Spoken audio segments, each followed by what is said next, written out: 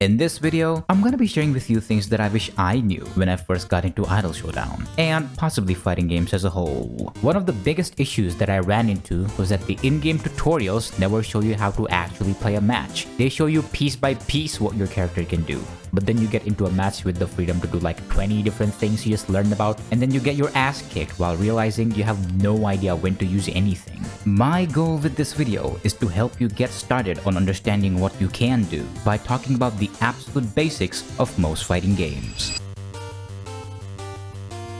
You know about rock, paper, scissors? Rock crushes scissors, scissors cut paper, and paper covers rocks. Fighting games have their own little rock, paper, scissors game at their very core, involving 3 fundamental actions that you will see very often. Those actions are attack, block, and grab, where attacks generally beat grabs, grabs generally beat blocks, and blocks generally beat attacks. Now, what exactly am I talking about when I mention these 3 actions? We'll be covering that up next. There might be quite a bit to digest, so take it easy if you need to.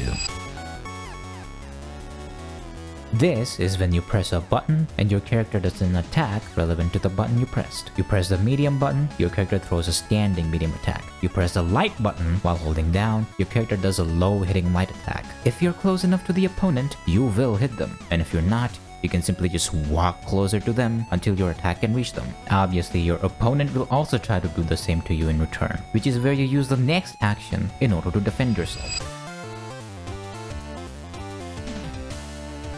This is when you anticipate that your opponent has pressed an attack button of their own and you defend yourself with blocking. You can either block while standing or while crouching, although both have different uses and weaknesses. Blocking while standing will defend you against high-hitting overheads and jumping attacks, but leave you vulnerable to low-hitting attacks. Blocking while crouching defends you against low-hitting moves, but leaves you vulnerable to overheads and jumping attacks. For the most part, overheads and jumping attacks in Idol Showdown come out significantly slower compared to low-hitting moves, so you can mostly get away with default blocking low and reacting with a standing block whenever you see an overhead or jump attack incoming. Okay, you know how to block. Now let me tell you why you should block. Blocking negates all damage from normal attacks, negates most damage from special attacks, and makes it so that you recover slightly faster than your opponent does from their own attack animation. This is usually more than enough time for you to reverse the momentum and start a counter offense.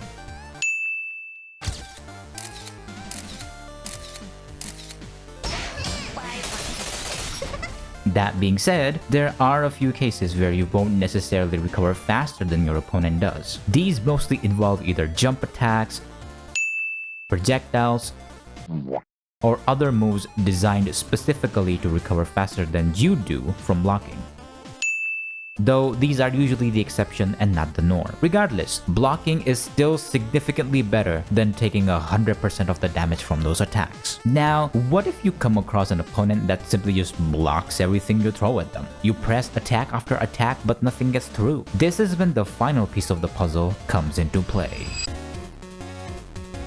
This is when you notice that your opponent has gotten too comfortable with blocking and isn't proactive enough with their approaches. Grabs, or throws, are a different type of attack that bypasses your opponent's attempt at blocking with the unique grapple animation. Every character has a universal grab attack, which can be used either with the grab button or by pressing light and medium together. A couple of quick notes about grabs. 1. While they are designed to be used against blocking opponents who are too scared of getting hit, grabs will usually not land on opponents who are already in the middle of being staggered by an attack, whether on hit or block. You have to time the grab exactly as that stagger ends in order to land it. 2. In Idol Showdown, when a character is getting back up from a knockdown, there's a brief grace period where they are immune to grabs, although it only lasts 6 frames, which is roughly equal to 1/10 of a second. This mostly exists to keep grabs from being too oppressive on knockdowns. Eventually, you may come across someone who is a bit too happy to run up and grab you. How do you defend against a type of attack that specifically can't be blocked? This is when this rock, paper, scissors triangle comes full circle and we land back at attacks. Most grabs have terrible range and require you to be standing extremely close to your opponent, while most normal attacks, even light jabs, have significantly more range than most grabs and can be used to interrupt them. This means that you can simply swat them away like a fly if they try to get too close to you, or bitch slap them with a jab if they're already too close to you. TLDR, attacks generally lose to blocks, which generally lose to grabs, which in turn generally lose to attacks. You may eventually notice that most fighting game matches involve a dynamic back and forth between these three core actions, where you try to adapt to whatever action your opponent is trying to use before they adapt to yours. You may also notice that there's a lot more to fighting games than just attacking, blocking, and grabbing. For example, attacks aren't the only ways you can counter grabs. Jumping away makes most grabs miss entirely, unless it's an air grab, in which case it's usually designed to miss on grounded opponents instead. And then there are things like projectiles, neutral skips, reversals, and even more advanced concepts like footsies, stagger pressure, mix-ups, etc. All of these are either a subset of or are directly related to the three core actions that we talked about in this video. And once you get a better feel for the core fundamentals, it will be easier for you to grasp those more advanced concepts later down the line.